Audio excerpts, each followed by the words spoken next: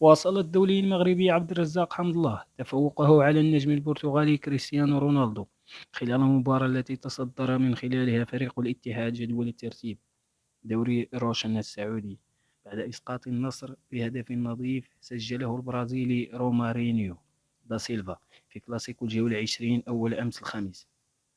وأوضحت شبكة أوبيتا للإحصائيات أن حمد الله تفوق على الدون في عدد من اللمسات داخل منطقة الجزاء،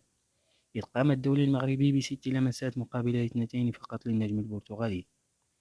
وعرف الكلاسيكو الاتحاد والنصر العديد من الأرقام الاستثنائية على رأسها استمرارية عقدة البرتغالي كريستيانو رونالدو قائد العالمي أمام عبد الرزاق حمد الله مهاجم العميد.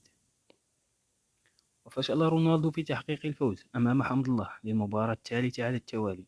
إذ سقط أمامه للمرة الأولى في مباراة البرتغال والمغرب بهدف دون رد في ربع نهائي كأس العالم 2022،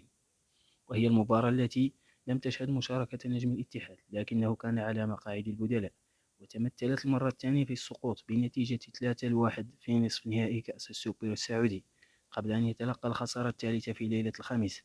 تجدر الإشارة إلى أن الاتحاد رفع رصيده إلى 47 نقطة في صدارة الدوري السعودي بفارق نقطة واحدة عن النصر الذي تراجع للمركز الثاني بعد خسارته الكلاسيكو.